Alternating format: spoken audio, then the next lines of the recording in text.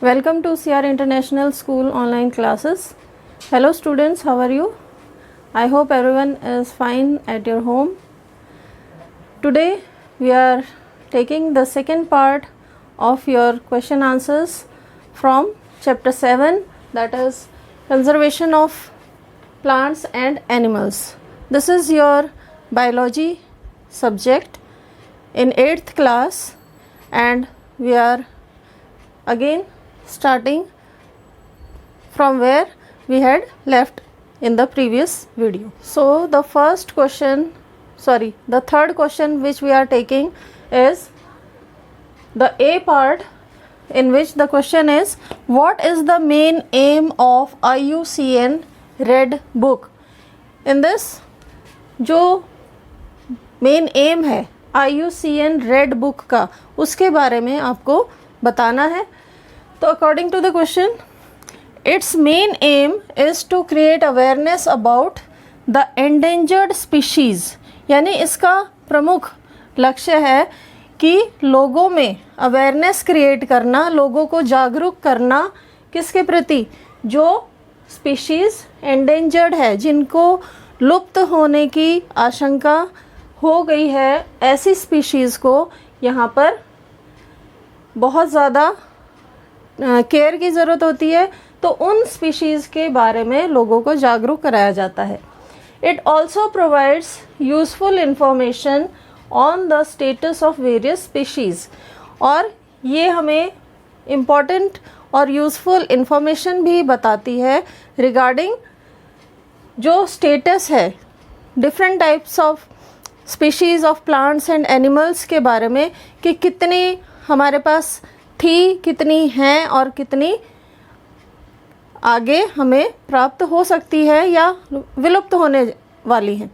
ऐसी स्पीशीज़ के बारे में भी यूज़फुल इंफॉर्मेशन इस IUCN रेड डाटा बुक के द्वारा दिया जाता है. Next is third question, B part, and it is differentiate between endangered and critically endangered species.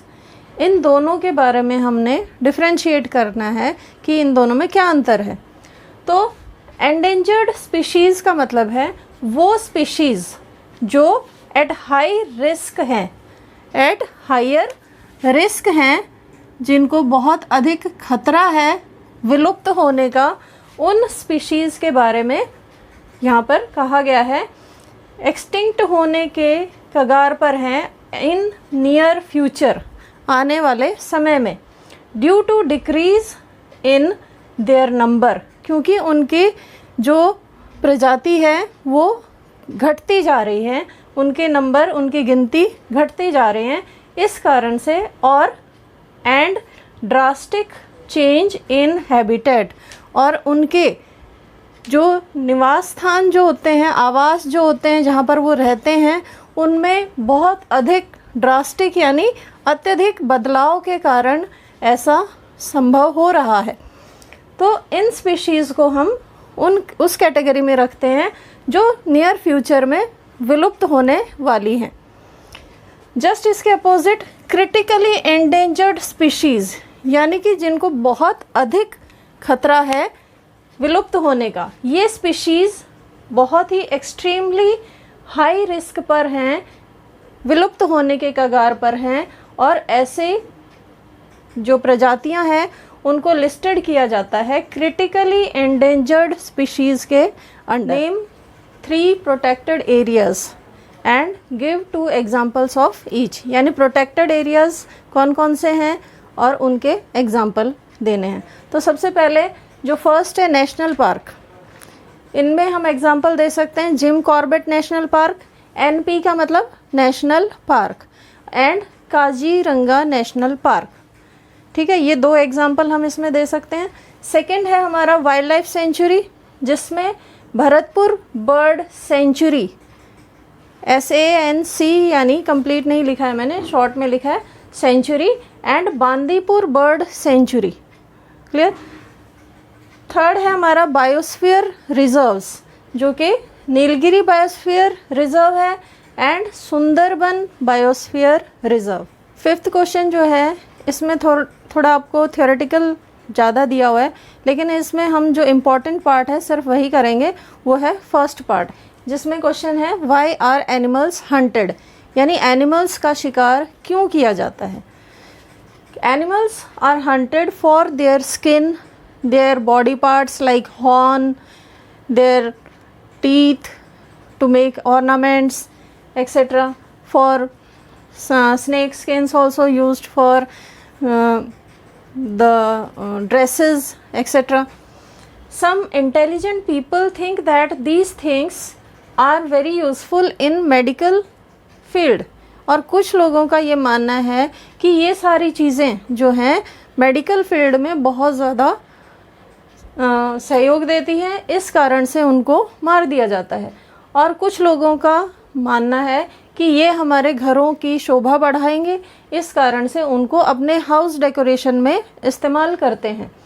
And these animals are also hunted for money, specially जो शिकार इनका किया जाता है जो कि गैरकानूनी तरीके से होता है, वो सिर्फ पैसे कमाने के लिए दूसरे देशों में बेचकर बहुत अधिक मात्रा में धन कमाने की लालसा के कारण ही जानवरों का शिकार किया जाता है।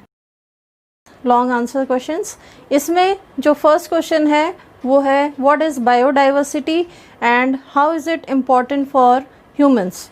तो बायोडाइवर्सिटी क्या होता है, इसमें मैं एक बात बताना चाहूँगी, मैं इसमें लिख नहीं रही हूँ क्योंकि ये लॉन्ग क्वेश्चंस हैं, काफ़ी लंबे हो जाएंगे। आपको इसकी PDF आपके पास पहुँच जाएगी, तो वहाँ से आप इसको देखकर नोटबुक में लिख सकते हैं। यहाँ पर मैं सिर्फ आपको एक्सप्लेन कर रही हूँ। क्लियर।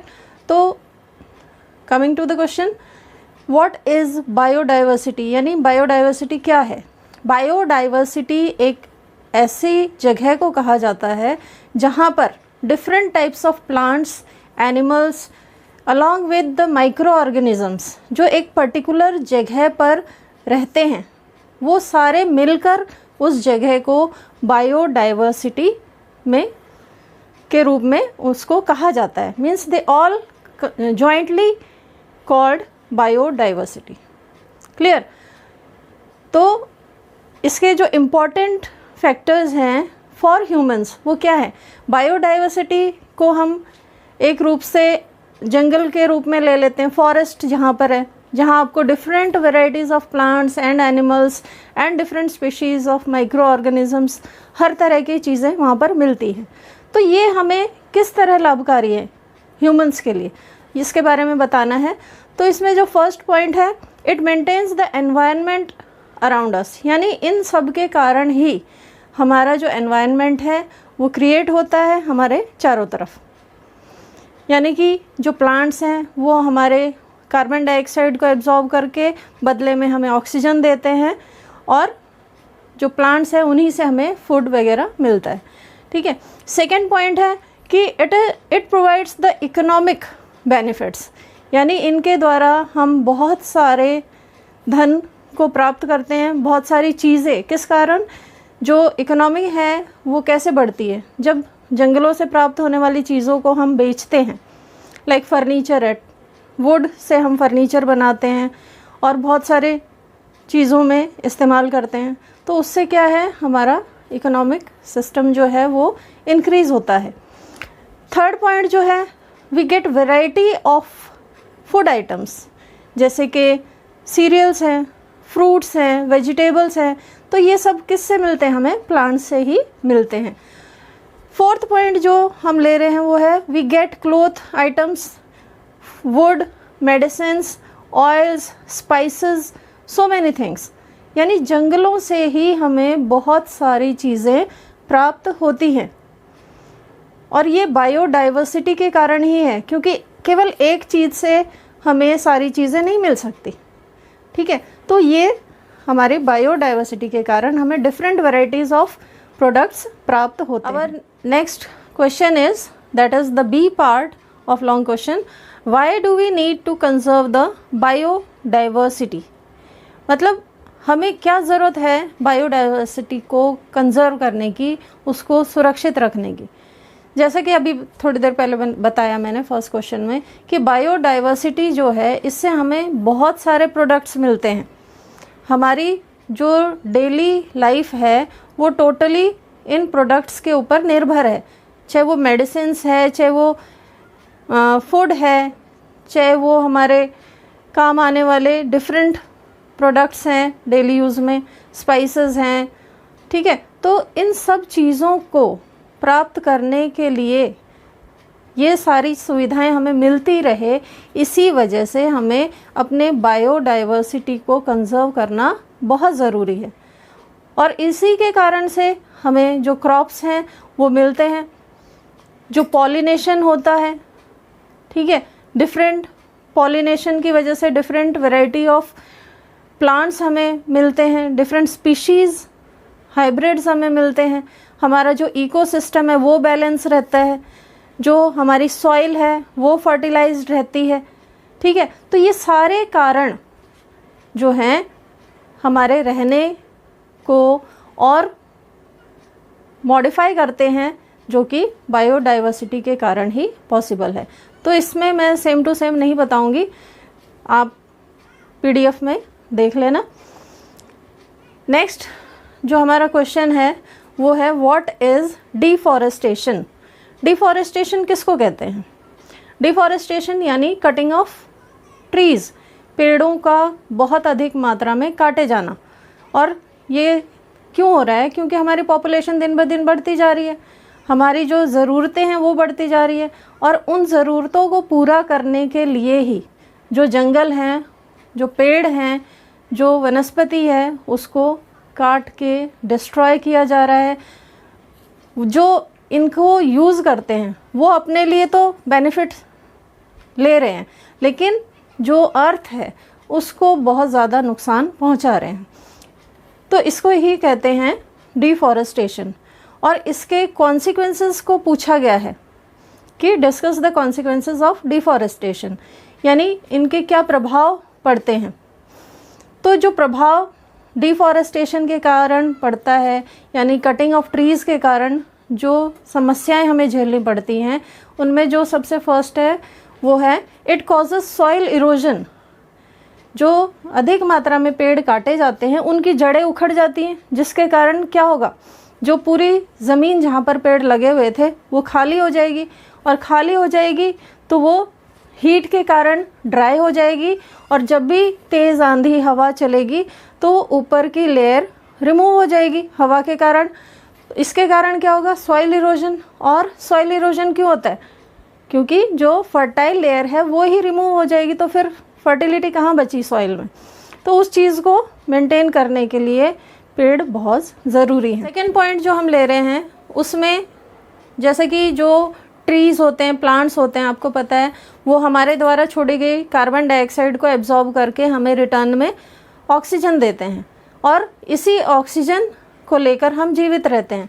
और हम जो कार्बन डाइऑक्साइड छोड़ते हैं उसे वही प्लांट्स एब्जॉर्ब करके वो अपना फूड प्रिपेयर करते हैं by the process of photosynthesis. जो डिफॉरेस्टेशन है उसी के कारण फिर ये सारे जो प्रोसेस हैं प्लांट्स के वो प्रभावित होते हैं। थर्ड पॉइंट जो हम ले रहे हैं वो है the decrease of water holding capacity of the soil, यानी कि जो सॉइल की कैपेसिटी है वाटर को होल्ड करने की वो ख़त्म होती जाती है, क्योंकि जो पेड़ उखड़ते हैं उनकी जड़ें जो हैं वो मिट्टी को पकड़ के रखती है, और उन्हीं के सहारे जो बारिश का पानी होता है वो नीचे गहराई में जाकर वाटर लेवल को इंक्रीज़ करता है।